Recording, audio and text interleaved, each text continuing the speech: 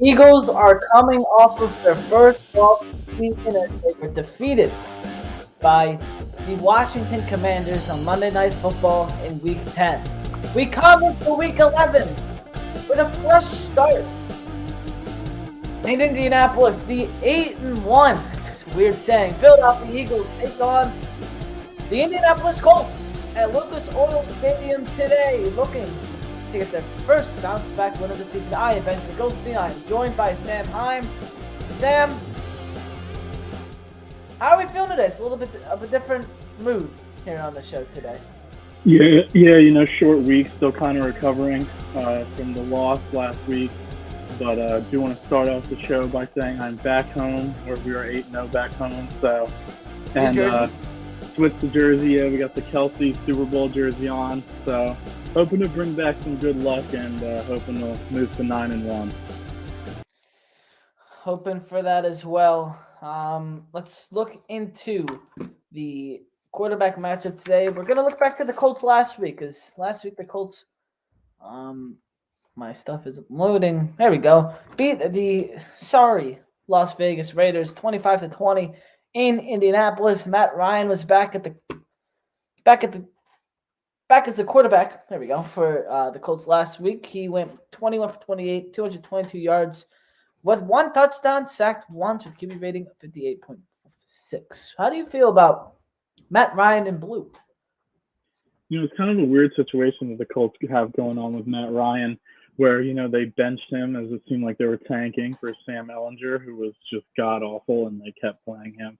And then as soon as they fire Frank Reich, magically Matt Ryan's back in there. He's obviously the best option that they have at quarterback, but he's shown so far this year that he can win some games when he's in there for the Colts, but he's also not going to burn you too bad. He's kind of getting up there in age, can't really move around.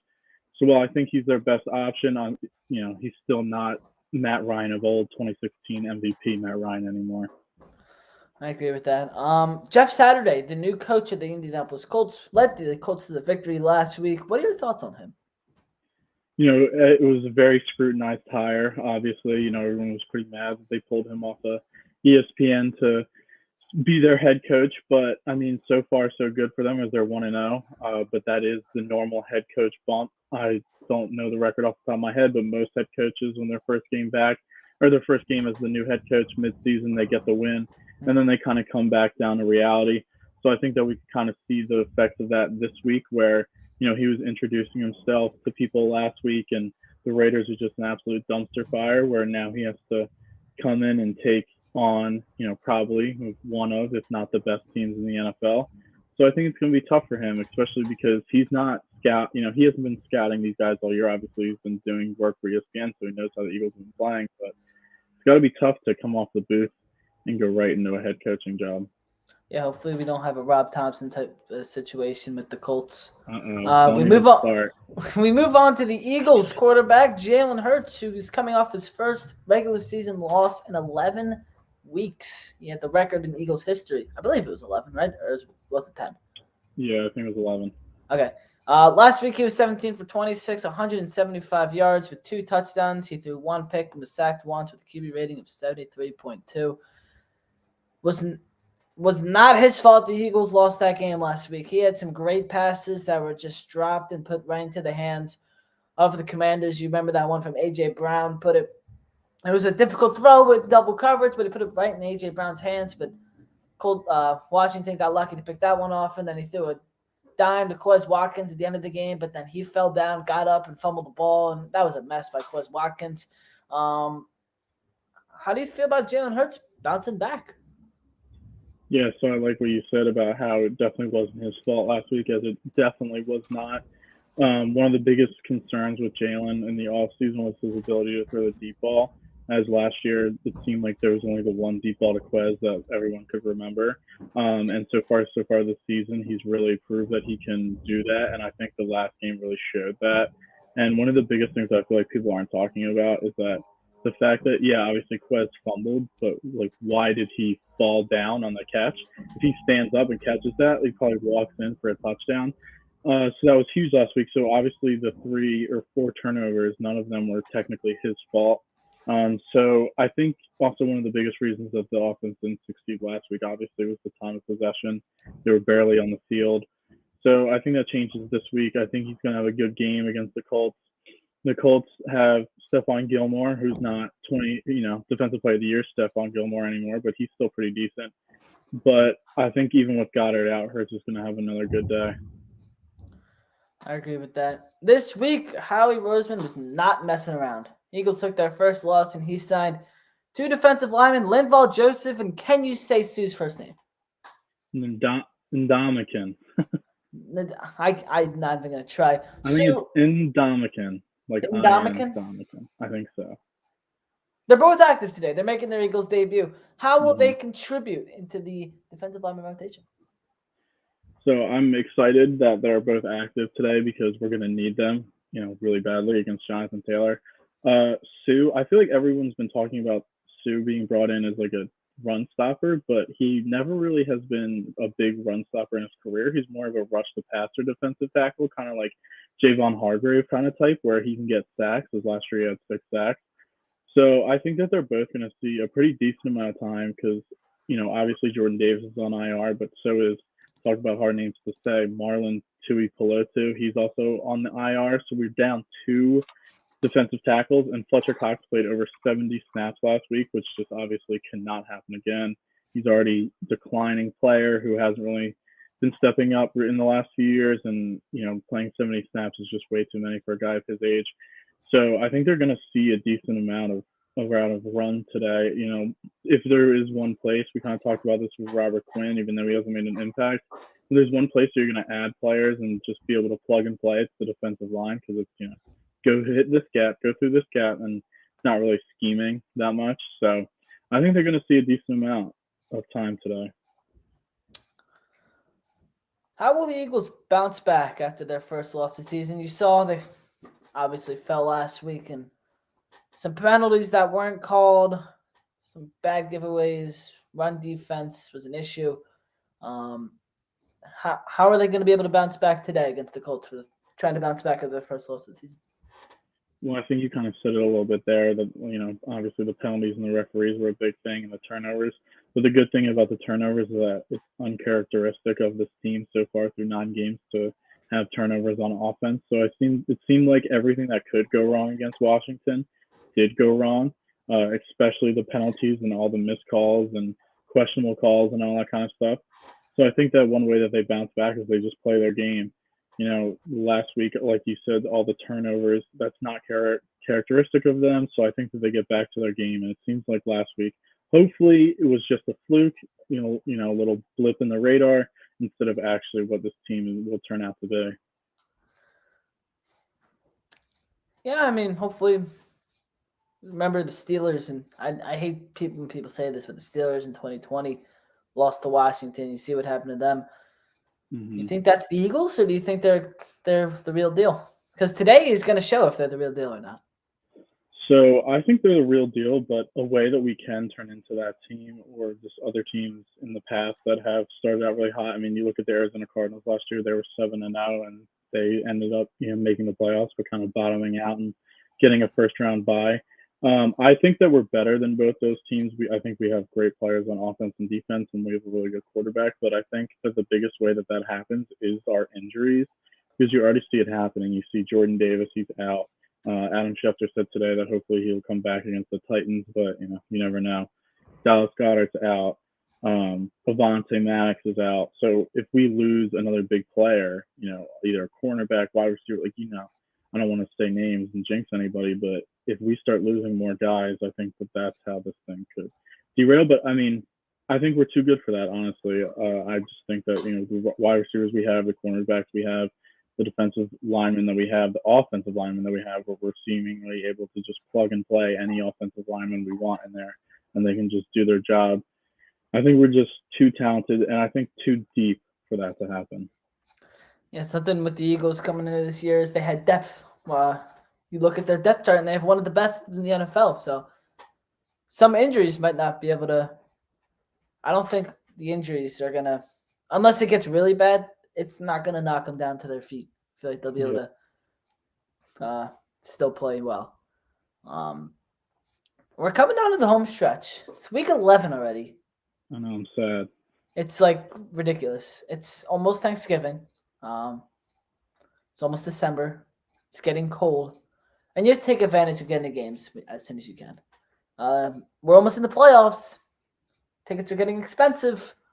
There's a big Sixers game on Tuesday. Big Sixers game on Tuesday. Benjamin Simmons returns.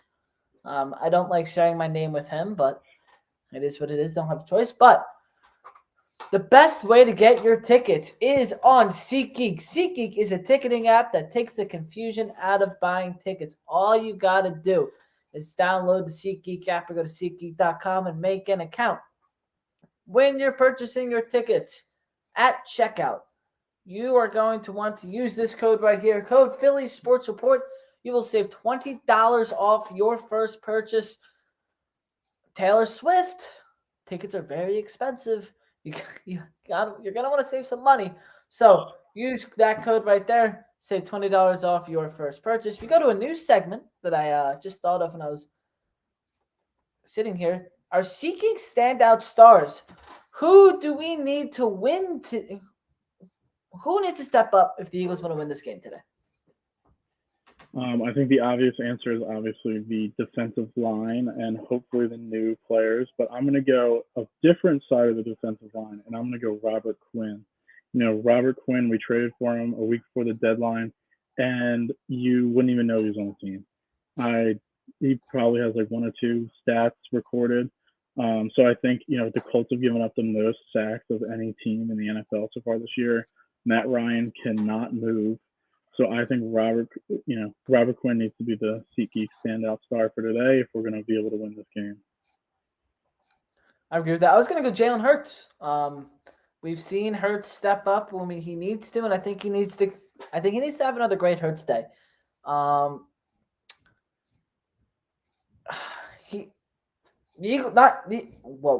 was not the reason the Eagles lost last week, but I feel like some decisions he made last week were a little questionable, throwing that deep ball to A.J. Brown in double coverage. There were some others that aren't popping up to my head. He just needs to dominate. The Colts defense isn't great. He just needs to dominate the Colts defense, and he needs to be the reason the Eagles win the game today. He needs to help score some points. Obviously, the defense needs to do their thing, but Hurts has to be big today. Well, one of the things with Hurts last week that you can criticize is that the Washington obviously had a crazy long time of possession, and Jalen also wasn't able to get some first downs to be able to keep the defense off the field a little bit. The big one that stands out in my head is when we got the ball back. Well, when we got the ball at the start of the second half and we went 3 and out right away. Like the way that the defense has been just not even gashed because they didn't even have that many long runs, but just on the field for so long. You need a long drive there, even if it doesn't result in points. You just need to extend and get some first downs, run some clock, all that kind of stuff. And he missed some throws and wasn't able to do it. And then, like you said, the deep ball to AJ, while it did hit AJ right in the hands, I mean, the chances of him catching that low. Yeah, exactly. It was double coverage. It was great play by the defender, but it can be called a questionable decision. I mean, it was a perfect throw, but at the same time, AJ's got 2 guys right on him. How is he expected to really haul that in? So, yeah, especially, and another thing too with Goddard out, obviously, and AJ and Devontae are both a little banged up. They showed up on this week's injury report. If Jalen wants to be that $35-40 million a year quarterback, he needs to show that he doesn't need everything 100% right to win. You know what I mean? Like, if he's getting all that money next year, he's not going to have, obviously we hope we have Goddard locked up, we have AJ locked up. Hopefully we can keep Devontae locked up. But those kind of quarterbacks are able to win games when things are going against them and pull their teams to win if we're going to be giving them all that money. So I think that this is the time where he makes that money. Yeah, Jalen Hurts needs to make use of what he has. One example you can use of this, I think, is Wentz in 2019, where he had Greg Ward as his wide receiver 1. You got to just make use of what you have, and we'll see if Hurts can do that today. Who even is the starting tight end for the Eagles today? Depends. I think, passing downs are going to go Grant Calcaterra. And then running plays, they're going to go Jack Stoll, but that can be dangerous because obviously if their defense picks up on that and you see Stoll on the line, you're going to say, Yeah. okay, well, this is a running play. And then if you see Calcantara on the line, you're going to be like, okay, this is a passing play. So I think that that's what they're going to try to do, but they're also going to have to disguise it a little bit, where they're going to have to put Stoll out on some routes. And then underrated, I think that Zach Pascal gets some more run today because he's been a blocker in the passing game used a lot, but he might be able to try to be a blocker in the running game. So we'll see that, but it's going to be Calcantara, Stoll, and then I think they're probably going to activate Tyree Jackson today. He was a standout of last year's training camp and had a touchdown in the last game of the season against Dallas for tearing his ACL. He's like 6'8", I think. Really athletic, former quarterback. So I think that you could see some of him today as well. They're probably just going to have to go all hands on deck to try to be able to win this game today and be effective in the passing game and in the running game too, because Goddard's a huge part of that with his blocking ability. Yeah. Should be interesting how they deal with that. The injury report, as of, I believe, yesterday, so there's still some guys questionable in here. Eagles injury report, Dallas Goedert is on the IR. He is out. Marlon Tuipulotu. There we go. I'm struggling with names today. He is out. He's on the IR. And Robinson on defensive end, he is out as well. He's on the injury report. Josh Jobe, cornerback, is out today. For the Colts, Zaire Franklin was listed as questionable. Is he out? I didn't see their injury report. I can look at it right now, though. I'll pull it up. Yeah, this is from yesterday. So. Yeah, I saw the same one that you saw. Okay. I know Matt Pryor, former Eagle, not playing today. He was hospitalized with an illness, so hope he's okay. But he was one of their starting linemen, offensive linemen, on an already struggling offensive line. So that could be, obviously you hope he's okay and everything's okay with him, but that could be a big loss for them. As they have Quentin Nelson, obviously, who's a stud, but everyone else on their offensive line has been struggling. Like I said earlier, they've given up the most sacks in the NFL, so that's a big loss for them. Yeah, Nick Foles is inactive today. Dang. Zaire Franklin, linebacker, and cornerback Isaiah Rodgers were listed as questionable with illnesses but are active and will play.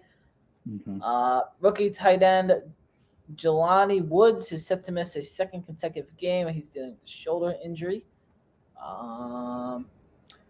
Braden Smith is playing today for the Colts. Matt Pryor, you said, is out.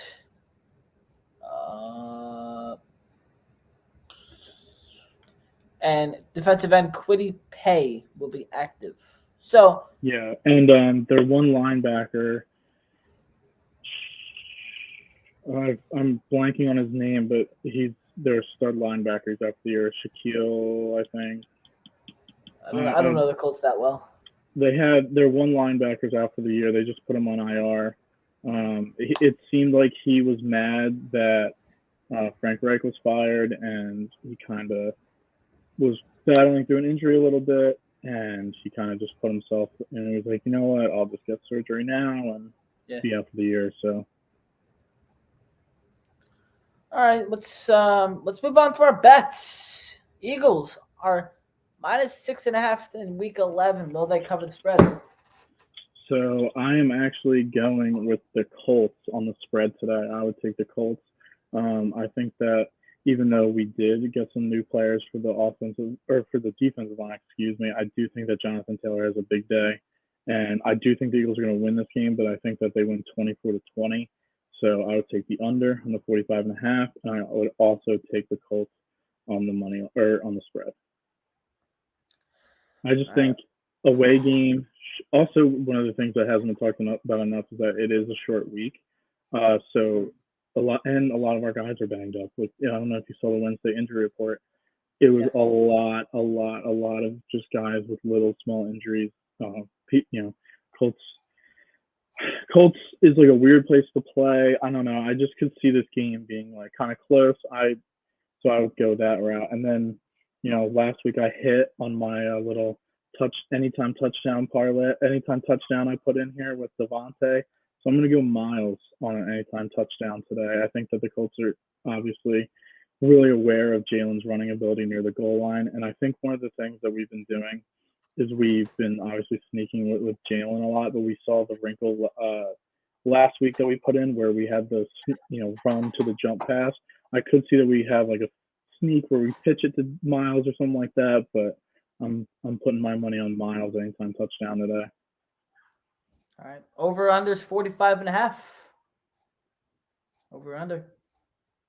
Yeah, so with my final score 24-20, that is 44. So I'm going under today. Yeah. The keys to the game. What do we got? All right, obvious key to the game, stop Jonathan Taylor. Last week, the Eagles only allowed 3.1 yards per rush, but they were unable to get off the field on third downs because they were not getting short or longer second down, 2nd and 12, 2nd and 13. It was always 2nd and 8, 2nd and 7, 3rd and 3, 3rd and 2, 3rd and 1. So we need to be able to stop Jonathan Taylor at the line of scrimmage. And I think one of the biggest things that we didn't bring up, but I would like to see Nakobe Dean play a little bit more today. Obviously, if the running backs have been, I think this wasn't really a big factor because they didn't really get a lot of long runs last week. But Damian, because I just don't think the Washington running backs are that explosive. But we saw Damian Pierce be able to just run all up and down this offense. And obviously that goes to the linebackers too, because those guys are the second force or the second line. So if they get past the offensive line, they got to be able to make tackles. And Jonathan Taylor can hit a home run at any point. And one of the biggest things about Nakobe is that he's a physical linebacker and a sure tackler. So I wouldn't be surprised if hopefully we can see him get some time on the field today. And then my other key is just limit the turnovers. Last week, really uncharacteristic, but they are things that could happen again. Fumbles, if teams see that last week we were fumbling a little bit more, they're going to be more aggressive to try and get fumbles. Rip at it. Don't let them go down. Trying to keep them off and ripping at it. So obviously, I saw some videos of the Eagles doing some different ball security drills this week. But if we limit the turnovers, I think that we can win this game more handily than obviously if we're turning the ball over. And that goes to Jalen too. He hasn't really done a lot of interceptions. But we did talk about, he did put that ball in harm's way, and it ended up as a pick. So with Stephon Gilmore, you make a mistake, he'll pick it off. I saw he had a crazy interception in the goal line, in the end zone a couple weeks ago. So, he's going to make plays. So we just got to be more careful with the ball. And my key to the game, going back to Jalen Hurts, or not Jalen Hurts, defensive line. When Matt Ryan is not handing the ball off Jonathan Taylor, you got to get to him. He's old. He can't run that well anymore. You just got to get to him and sack him. I feel like if they can do that and not give him anyone to pass to, I think the Eagles can win this game. Yeah. And I think one other thing that hasn't really been talked about this week, but if you don't think Nick Sirianni called Frank Reich and tried to get as much information on the Colts, then you're crazy, because obviously Frank Reich must be pretty angry that Jim Irsay told him what quarterback to play. He told him to play the lesser quarterback. And all of a sudden, Jeff Saturday's in there and, oh my God, wow, now Matt Ryan's starting again. And we know that Nick and Frank have a really good relationship. There's been talks about the Eagles bringing him in as just like a kind of special assistant, something like that. And then if Shane Steichen leaves, a possible offensive coordinator next year. So I think that could be a big thing. Obviously, the Colts are going to be aware of that. But, if we could get any information that we can, I think that could be big, especially on the defensive end. Like if for any reason, Matt or Jeff Saturday doesn't have his own, even just like check to the line of scrimmage where, you see him, Matt Ryan, go up and he's like, oh, blue 42 is the most common one everybody always says, but we know what that is now. So that could be another big thing of stopping the run. And obviously he has all this information on their players and all that kind of stuff. So hopefully Nick did, and I bet he did. I agree with that. Game predictions. You said what, 24-20 Eagles? Yeah, I think that 24-20 Eagles. I could even see Jalen game-winning drive. I don't know why. It's got this weird feeling that it's going to be close. But I think we're going to pull it out, move to 9-1, and head back to Philly for the Packers Green Bay Sunday Night Football. Yeah, I don't know what to feel. I feel like the Eagles come out and blow them out, but I also feel like the Eagles are going to win by 1 point. So I'm going to go with the 1 point. I have Eagles 21-20. I just feel like it's going to be one of those weird games again. But I think the Eagles are going to be able to pull it out in the end. It's going to come down to one last Colts drive and watch CJGJ come out with the game-winning interception. If he gets another pick this week, I don't know how Howie doesn't lock him up for long term. I mean, he's insane. But one of the things with the Colts too is, if they beat the Chiefs at home this year, obviously no one expected that. So I feel like they're kind of like an underrated team a little bit. Yeah. Obviously, they've had a lot of turmoil, the whole Wentz situation last year, and then they trade him for nothing, and then they get Matt Ryan and all that stuff. But they have some players over there, so I definitely can't take them for granted, and just hope we can pull out the win. Yeah, it's going to be an interesting one today. Just got to hope that the Eagles pull it out. Have the Eagles played in a dome yet? Why? And I think yes. So it's been a while. And I also think don't the Colts use turf? That's not real. They use real grass? They use turf. All right. It's going to be interesting how they adjust to the turf. Yeah, I know. A lot of teams, I don't know if you saw that thing that came out last week about the players trying to get the turf removed. Mm-hmm. Yeah, Kelsey on his podcast was saying something about it. Yeah, it's terrible. I mean, the way that all those dudes' injuries happen on that turf is terrible. Yeah, hopefully it doesn't negatively affect the Eagles today. So, here we go. What are you doing? Knock on wood. Oh, yeah. All right. That'll do it for Week 11. I can't believe we're in Week 11 already. This will be it for the Week 11 Eagles pregame show here on Philly Sports, brought to you by SeatGeek. Use code Philly Sports, save $20 off your first purchase. Make sure to like and subscribe and follow all of our social media accounts. And make sure to go over to phillysportsports.com for the game recap by Kenny Lutz, our Eagles analyst. I'm Benjamin Goldstein. That's Sam Hine. Thank you guys for watching. And we'll see you guys later. See ya. Go Birds. Go Birds. Enjoy the game.